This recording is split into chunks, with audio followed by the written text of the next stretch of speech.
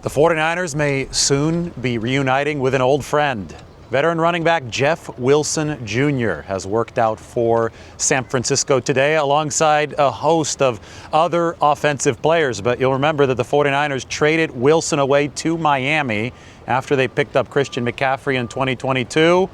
Well, it looks like there's a chance that the 49ers might bring him back. There could be an injury in that running back room, could be something minor, or San Francisco is just scouring some of the available market for players to potentially fill in if a need does arise. But the other workouts for the 49ers today are Amir Abdullah, 32-year-old, was actually the NFL kick return yardage leader back in 2015 when he was very young, 10 years ago, for the Detroit Lions. Abdullah was last with the Raiders. He is a running back. 49ers also worked out Deion Jackson. He's one of the youngest players in the bunch today, 26-year-old back, most recently with the New York Jets practice squad. And then Dearness Johnson, who was with Jacksonville last year. The reason that that's interesting is because the 49ers have loved the Jags offense from last year. Mac Jones is a 49er now, and so is Luke Farrell, the tight end. Couple receivers, Andy Isabella and Marquez Callaway, have worked out for San Francisco. You might remember Isabella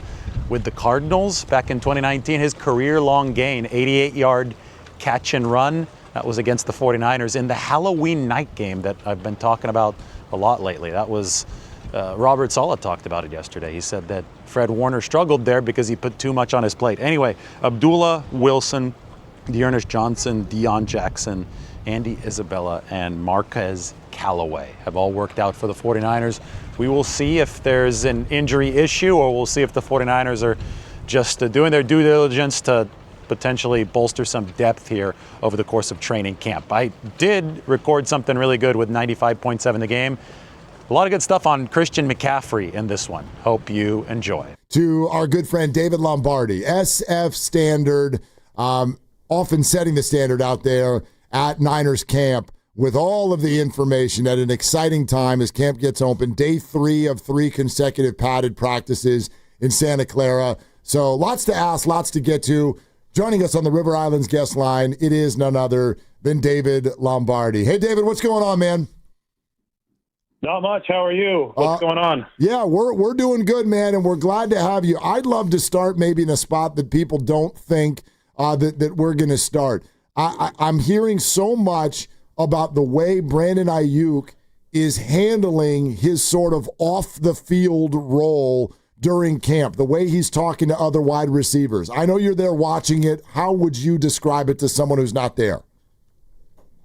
Well, it's certainly a big difference from last year, at least the part that we see. Last year he was 100% healthy, should have been ready to go, but obviously wasn't partaking because of the contract issue, and he was just kind of standing off on the side whenever he did check out practice. This year he's obviously physically incapable of practicing because he's still recovering from the ACL and the MCL, but he's right up in the middle of things, and he's talking to receivers, he's encouraging young guys, he's laughing with Jawan Jennings when Jawan is out there. So he feels like he's very much more a part of things than he was last year. Now, we didn't see behind closed doors last year into the meetings. Maybe he was involved there over the course of the hold-in. So I can't speak for that, but I could speak for what I see. And he's been really, really involved out on the practice field. The 49ers seem to appreciate that, and I think they expect him back at some point in the first half of the season. And what are you seeing from the receiver group? Mark and I were getting into it a little bit yesterday. I'm a little nonplussed by the names and the talent they have out there. What have you seen through the first almost full week of camp from the receiver position? Well, so much turmoil injury-wise there, and then there's going to be more turmoil in all likelihood with a suspension for Demarcus Robinson at the start of the season. So the 49ers have to reframe it as opportunity for not only the younger guys, but there are some veterans like Russell Gage, who hadn't played in 2 years because he tore his patellar tendon at the start of camp in 2023. But this was a legit number 3 guy for Atlanta. He had over 750 receiving yards in 2 consecutive seasons, and he's grabbed a lot of passes over the course of this training camp. So it could be that he's up to speed and he's going to grab one of those depth spots for the 49ers to start the season so that they can insulate the floor of a unit that probably is going to be missing Ayuk and Demarcus Robinson to begin the season. To compound issues, Juwan Jennings has been out now for a couple practices with a calf issue. I think it's the same one, or it could be a similar one that bothered him back in OTAs. So what the 49ers are having to do right now is really stretch their depth. And we've seen them actually sign a couple players like an Equanimeous St. Brown to make sure they can get through some of these practices. The opportunities so far have been seized mainly by Russell Gage. So keep an eye out for him because he's done it at a high level in this league before. Isaiah Nair, early in camp, he had that crazy deep catch in triple coverage, and he has all the athletic ability in the world. But I think that from a consistency standpoint, it's still going to take a while for him to develop. And Jordan Watkins, who's the rookie fourth-round pick out of Ole Miss, he's really fast. He ran a 4.37, really elite explosiveness scores, but doesn't have great size, although I think he looks the part out there. He caught a deep pass today from Brock Purdy where he got behind Darrell Luter Jr. and Jason Pinnock, both of whom are fast defensive backs, and Purdy put it right on the money. And this came today after Purdy hit Jordan Watkins on an off-schedule play back against the grain, and that's a pass you only make if you really, really trust that particular receiver. And we've been saying Watkins' name throughout the course of spring into the summer. So I think it's worth noting that he's made probably the most that he could have made out of this opportunity with a lot of guys down. And you're right to be skeptical of the 49ers receiver group. Last year, there were so many injuries, and they finished dead last in separation. But the one way that they're going to get out of that bind is through A, better health, and B, more speed. And somebody like Jordan Watkins might be able to bring both of those things. At least so far, he's really impressed in training camp. David, how do you think this entire Juwan Jennings thing that started a couple of weeks ago, how do you think it all plays out? Well, he hasn't been creating any sort of distraction about this. I think the media and fans on social media, they like to talk about things like this and they like to make it dramatic, but it's not dramatic if he's out there practicing. He obviously hadn't been there the past 2 days, but it's not because of the contract. It's because of the calf issue. So I think that there's a good faith agreement between Juwan Jennings and the 49ers that if Juwan keeps on practicing, showing up to work, not being a distraction, the 49ers will do their very best within the means of the salary cap to take care of him. Now, I do wonder, I think the reason that this contractual logjam happened in the first place is because the 49ers have team control this year at a very good rate, $7.5 million this year. That's not really fair to Juwan Jennings.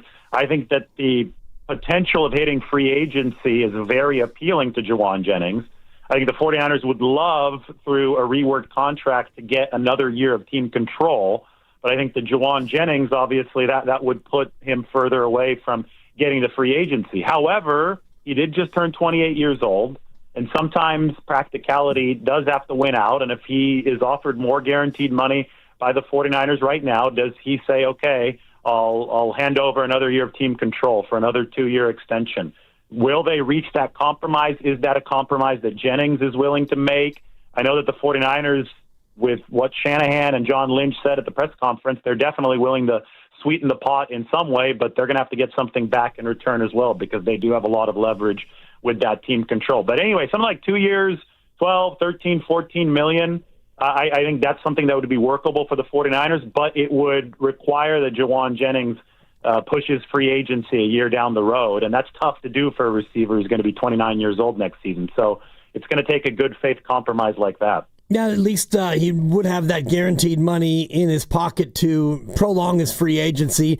How important has it been, David, that outside of Juwan, and he hasn't been a distraction because he's been out there balling out in camp, but how important has it been to not have these issues kind of dogging the team in their camp this year? Well, last year, everything really conspired against the 49ers. The fact that they lost the Super Bowl, which was held on, February 13th, it just dug so far into their offseason. So they came in exhausted. Then they had the contract situation with Brandon Ayuk. Trent Williams also wasn't there for all of training camp. And then, even then it seemed that they were in decent position to get something done, but then guys just started getting hurt during the course of the season, which might have been related to the fact that they had the shorter off season and they were exhausted after all those long seasons. So this year, just in general, they have a much clearer runway to succeed, right? They've had a longer off season by a huge amount, and they just so happen to be in a situation where the contract business that they did have to take care of, it was much more easily taken care of at an earlier date. Did the team make more of an effort to get it done earlier? Perhaps, but the guys on the other side, they have to sign the deal too, and they were much more willing to play ball this year at an earlier date. That was Brock Purdy, George Kittle, and Fred Warner. The Jennings situation is a little bit different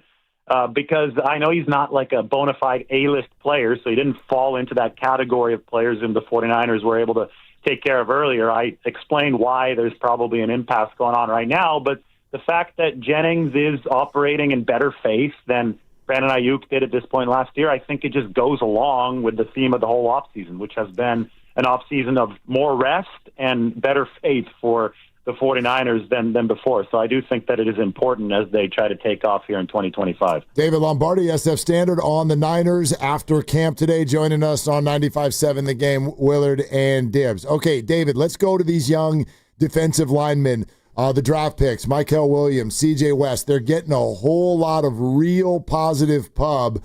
I'd love to hear from you what you think a realistic expectation is this year for those two guys. I think those two guys at this point are higher up in the pecking order than the second-round pick, Alfred Collins. And it's because it's easier for somebody like CJ West to port what he brings physically from college to the NFL. He is low to the ground. I don't know if Robert Saleh watches some of my stuff online, but I love calling defensive tackles built like him fire hydrants, and I was so happy yesterday when Robert Saleh called CJ West a fire hydrant in his press conference. He's an absolute fire hydrant with violent hands. He goes out there and he wins all 5 of his one-on-one matchups on the first day with pads. He didn't lose one until today when Drew Moss, the undrafted free agent guard out of Colorado State, got the better of him. But I think that style of play, that violence at 320 pounds, that's going to work at any level, because it's just really hard to deal with a guy who's that big and that low to the ground. Somebody like Alfred Collins, he's really tall, right? He's 6'7", so he's playing with a much higher center of gravity, and we've seen that happen over and over again. It takes guys like that a little bit of time to succeed at the NFL level, where offensive linemen are so much better getting under your pads than college offensive linemen. So, plus, Alfred Collins had the calf issue over the course of OTAs, so he's probably a little bit behind there. I'm not saying that he's not going to contribute at all this season, but I think that's a spot where somebody like Kevin Givens, a returning veteran, can really build a nice bridge for the 49ers, at least early in the year. But based on what I've seen from CJ West, if he can continue polishing some of his pass rushing moves, given where the 49ers are at that one technique spot, I think that he can immediately contribute. And then somebody like Mykel Williams, they've already said this is an immediate starter, and it's obvious. I mean, the arm length on him and the way that he's able to convert the arm length into power has destabilized even Trent Williams. I mean, if Trent Williams is already complaining about blocking this guy, there's probably something there, right? And he missed practice today with an ankle issue. The 49ers are saying it was minor. I think that a lot of these situations they're being precautionary with, because that was an injury that really hurt Mykel Williams last year at Georgia. But so far, so good with everything that we've seen from him at 49ers practice. And what you've seen, David, does he profile to you more as a guy who will thrive in the interior? And if so, is Bryce Huff and maybe even Jalen Allen, who they just signed to be an edge, do they have enough outside to where Mykel Williams can just focus on playing in the interior? It's not going to be a focus on the interior. It's going to be part of how they rotate their defensive line. And that's why they drafted him as high as they did, because they saw him playing what Kirby Smart calls the jack position at Georgia. He lined up everywhere. It was a different scheme, but he still lined up everywhere. He was an A-gap guy, and then he would kick outside. And they love the height that he brings and the length, like I said. Like Trent Williams even compared him to DeForest Buckner, but he said that he's a bit lighter on his feet than DeForest Buckner. Not quite like he's too 270 to 280, right? He's not going to be 300-plus pounds, so that means he can also move out to the edge, and he's got that range to be able to hold down the exterior. So what they want is base down defensive end. They think that he sets a great edge against the run. They thought that he was the best in all of college football doing that last year. But then they just want to – if Trent Williams is having trouble with this guy's arm length, Trent said that his arms are as long as my legs. Or I forgot what the quote from Trent was, but he was saying, it's really hard to block a guy who's got arms that can really keep the offensive lineman away from him. If Trent is having trouble with that, Trent has probably the most elite measurables of any offensive lineman who's ever played football. Well, imagine what a guard is going to think, right? A guard, those guys have shorter arms.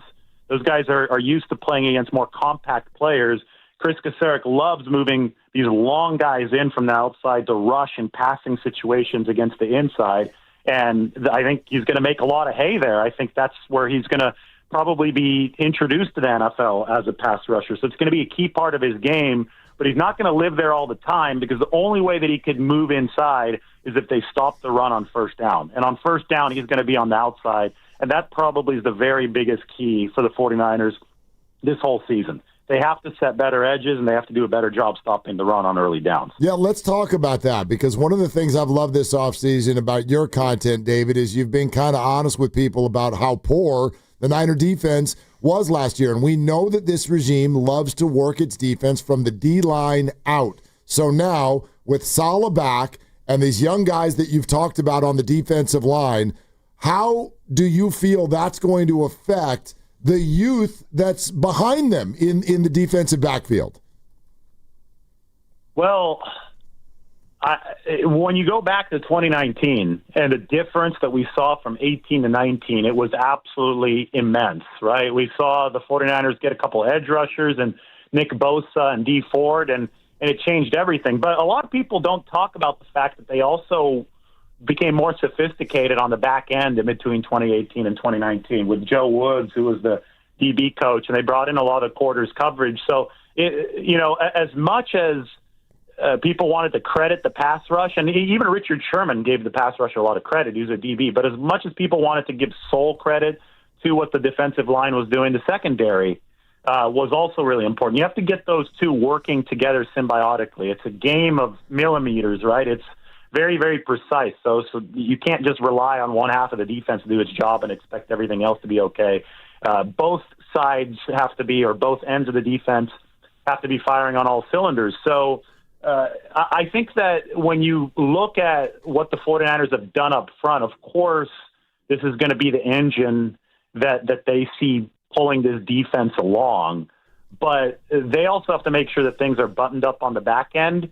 And for that reason, safety is going to be a really, really key position. It seems to be a position in transition for the 49ers, probably going to see a new starter there in Jason Pinnock. And then Jair Brown might be a week one starter, but is he ultimately going to be replaced once Malik Mustafa comes back? Because it seems that Saleh is going to want to put his own fingerprints on a really, really key position for the pass defense. Obviously, they've got the two starting corners locked in with Diameter Lenore and Renardo Green, but what are they going to do about that third spot? Is Upton Stout going to win that battle? I'll tell you what, he looked like Superman the other day when he broke up and out from Purdy to Ricky Pearsall. He levitated like 4 feet off the ground. I don't know if you saw the highlight that the 49ers posted, but he plays much larger than his 5'8" frame. And, as much as we want to focus on the defensive line, they also added some guys to the back seven, and they're going to be really, really important in turning this around as well. Part of turning it around is something you always talk about, David, which is complementary football. And to have that, Shanahan needs a running attack. How does Christian McCaffrey look? Are we going to get back to 2 years ago, workhorse peak CMC? If I had to tell you who out of all 90 guys has looked the most impressive on the practice field so far through a week, yeah, slam dunk Christian McCaffrey. Hey! I mean, there was this idiotic narrative. I don't know where it started, like 2 months ago in OTAs, that he had lost a step. And I think somebody had seen a video of him at practice warming up at like 75% speed and said, oh, it looks like he's lost a step. And it was just like, where did this come from, right? because the clip that whoever that was referencing wasn't even a full-speed clip. Well, now I can tell you that I've seen Christian McCaffrey working at full speed for several practices, and I was joking at first on day one. I'm not joking anymore. I think he might have gained a step. And over 2024 for sure. Comparing it to 2023 is going to be tough, but consider the fact that his body is probably relatively fresh now compared to where it was in 2023, coming off of the long 22 run as well. I wouldn't surprise me if Christian McCaffrey is moving just a little bit quicker than he was in that sensational 2023 season. He looks like he's added a little bit of muscle, not like an alarming amount to where it would slow him down, but probably just to be able to absorb some of the physical punishment that comes over the course of the season. And I can tell you for sure that Christian is extremely motivated and extremely locked in. I know that he pays attention to some of the noise out there, and I know that he uses it as fuel. And he made a couple awesome catches the other day. I think he's running really well, and I think that he looks absolutely great out on that football field. David, I'm going to speak for everybody listening and just say, holy crap. Yeah. Like that's a big statement that you think maybe he looks even better than when he was like, the best offensive player on the planet. Well, he's fully healthy now, and he, again, last year, as tough as it was, he didn't put this crazy mileage on his body, right? He wasn't taking all these bruises because he played only a couple games. And then it was really unfortunate. A lot of people mistake the injury against Buffalo. They think that had something to do with the Achilles, and it didn't. It was a totally separate bad luck injury in the snow at Buffalo. He banged his knee on the ground, and it was a PCL tear in the knee. So the Achilles had fully healed, and I think what a lot of people also forget is that he looked really, really good in that quarter before he got hurt against the Bills. Do you guys remember that? He had a couple big runs. Yep. He actually got tripped up by the shoestring. So, okay, if the guy can look like that, just a few weeks removed from this Achilles tendonitis that was a big, big problem, if he was able to come back and look like that in the same season in the snow when it was hard to run, that tells me something, right? Now he's had a full off season to completely reset, to heal from the subsequent knee injury, and we know what fuels this guy. I mean, he's Shanahan calls him a psycho, and he means that in a complimentary way, but he's out to prove people wrong. He's out to say, no, I could still be an elite running back. So many of you counted me out last year. So many of you misdiagnosed what was wrong with you. People were just going off online about this is wrong with McCaffrey, that's wrong, he'll never play again. Athletes who are wired like him, who I think are going to end up in the Hall of Fame he's going to end up in the Hall of Fame one day, they take that and they use it as fuel. So I think he's going to have a really good year, and I think that we've seen the beginnings of that so far at 49ers training camp. David Lombardi, SF Standard. David, I got one more for you, and it's this. Am I crazy for these two things are in my mind? A, how he looked at the end of last season, and then B, it's just kind of a gut feeling combined with his draft stock. Am I crazy for thinking that Ricky Pearsall might be the Niners' leading receiver this year? Well, he did finish last season with 14 catches in the last two games. Yep. And for some reason, people just conveniently leave that out and they focus on a hamstring injury that caused him to miss 2 weeks of OTAs. Like anybody actually cares about that. I get it that the hamstring was dogging him the year before, and I understand that that's something that he definitely will want to remove from his list of worries as his NFL career progresses. But I think the much more relevant data point, if we're going to be projecting how Ricky Pearsall is going to do in 2025, is a look at his two most recent games as opposed to his hamstring injury in spring, right? And those games were really good. And they came right on the heels of Leonard Hankerson, the 49ers receivers coach, chewing him out in the third to last game against Miami with those procedure penalties. You guys remember that? Yeah. That was a big thing. And he responded to that by taking over. And I get it. There was some garbage time in the final two games, and the 49ers defense was atrocious. So they had to throw a lot. And maybe that padded the stats a little bit, but he still did more than anybody thought he would do at any point of that season after he got shot in the chest. And the way that the 49ers, there's a lot of, historical revision happening now, right? Revisionist history, I guess is the way to say it. Just teleport yourself back to last season. Anything that Pearsall did for the 49ers, especially after the horrific event on August 31st, anything that he did for the 49ers last season was considered house money. That's what everybody was saying at the time. And now people are looking back at his final 2 games and just disregarding them. The fact that he went 14 catches, 210 yards, I think is a big, big arrow up in his direction. The fact that he was able to get that done at the end of such a crazy, crazy rookie year. David, great stuff. Great stuff, and thank you so much for hopping on today.